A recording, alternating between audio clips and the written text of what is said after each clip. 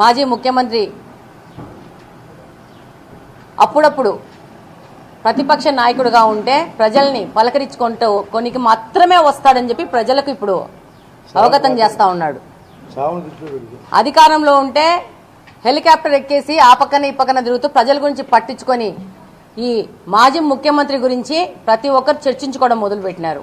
ఈరోజు అక్కడ ఏదో జరిగిపోయింది ఉపద్రవం అని చెప్పి న్యాచురల్ కెలామిటీలో అక్కడ డ్యామేజ్ జరిగితే దాని మీద ఆల్రెడీ అధ్యక్షులు గారు చెప్పడము, అక్కడున్న ఇన్ఛార్జ్ గారు వెళ్ళి అక్కడి నుంచి పరిశీలించడము, నిన్ననే దాని మీద మంత్రి గారితో మాట్లాడడము, అధికారులను సంసిద్ధం చేసి ఎంత డ్యామేజ్ జరిగింది దాని మీద ఒక సర్వే చేసి ప్రభుత్వం ఆల్రెడీ ఈ యొక్క డిజాస్టర్ మేనేజ్మెంట్ కింద డిజాస్టర్ యొక్క వీళ్ళకు రైతులకు ఏ విధంగా ఆదుకోవాలనే అంచనాల మీద ముందుకెళ్లిపోయాక ఈయన తన సొంత కార్యక్రమం మీద పులివెందులకు వచ్చి దాన్ని కూడా రాజకీయం చేసుకుంటూ సొంత పనికి వచ్చి రాజకీయ పని కూడా చేసుకోపోవడానికి పోయి అక్కడ ముసలి కన్నీళ్లు కార్చడం జరిగింది.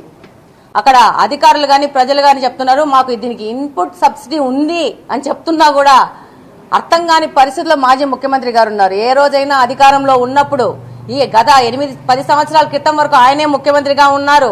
ఎన్నిసార్లు పోయారు, ఎన్ని న్యాచురల్ కెలామిటీస్ లో పోయి ప్రజలను పలకరించినాడు, వాళ్ళని అందుకున్నాడు, వాళ్ళకి సపోర్ట్ గా ఉన్నాడని చెప్పేసి ప్రజలందరూ ప్రశ్నిస్తున్నారు. అందుకే కదా ఆ రోజంతా హెలికాప్టర్లకి అటు ఇటు తిరిగాడు కాబట్టి ఈ రోజు ఆయన్ని పదవిలోంచి తీసేసి నువ్వు పనికి రావు అని చెప్పేసి ఒక జడ్జిమెంట్ ఇచ్చి ప్రతిపక్ష హోదా లేకుండా ఆయన్ని కూర్చోబెట్టారు. ఎమ్మెల్యేగా గెలిపించి ఆయన్ని ఇంత చాలు నీకు అని చెప్పేసి ప్రజలు డిసైడ్ చేసుకున్నారు.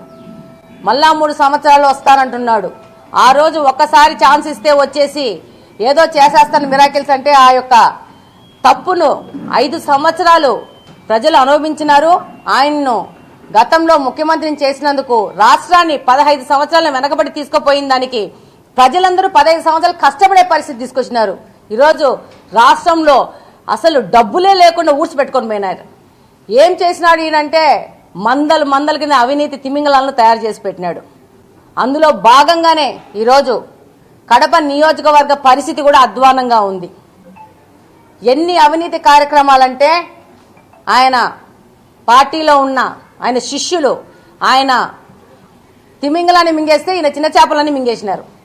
ఈరోజు మళ్ళా కడప నియోజకవర్గం కానీ కడప జిల్లా కానీ మళ్ళా మన కోసం మనం ఆలోచించుకొని మన కడప జిల్లాని రాష్ట్రంలో తల ఎత్తుకునే విధంగా తీసుకుపోవాల్సిన అవసరం కడప జిల్లాలోని ప్రజల మీద అందరి మీద బాధ్యతగా ఉంది.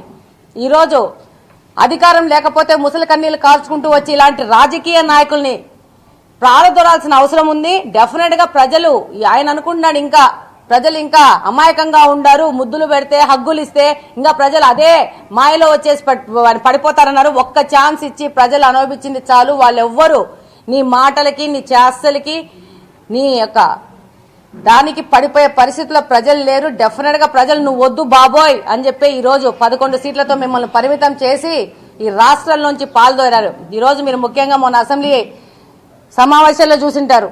కొంతమంది వైసీపీకి సంబంధించిన ఎమ్మెల్యేలు దొంగగా వచ్చి రిజిస్టార్లో సంతకం పెట్టి పోయారు. అంటే వాళ్ళు ఎంత తపన చెందుతున్నారంటే ఆ 11 మందిలో కొంతమంది అసెంబ్లీలో కూర్చోలేకపోతున్నాం అంటే ఈయన ప్రెషర్ వల్ల కూర్చోలేకపోతున్నాం కాబట్టి వాళ్ళు దొంగగా వచ్చి సంతకం పెట్టి ఆనందపడుతున్నారు. అంటే వాళ్ళ గతి ఎంత అధ్వాన్నంగా చేసినారంటే వాళ్ళని రానియకుండా శాసనసభలోకి రానియకుండా ప్రజల సమస్యల గురించి ప్రశ్నించకుండా కట్టడి చేస్తున్నాడు. ఇది ప్రజాస్వామ్యం కాదు.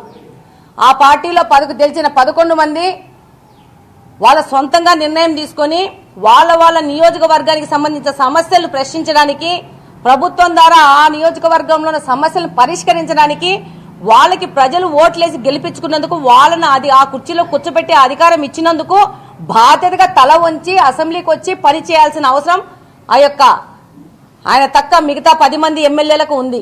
ఈ రోజు రాలేకపోతున్నారు. దొంగ సంతకాలు పెట్టుకుని అసెంబ్లీలోకి రాకుండా మరి అసెంబ్లీలోంచి రిజిస్టర్ బయటికి తీసుకుపోయినారో లేకపోతే అసెంబ్లీకి ముసుగు కప్పుకొని వచ్చి సంతకాలు పెట్టుకుపోయినారో ఆ సంతకాలు పెట్టుకుపోయిన వాళ్ళే తెలుసు.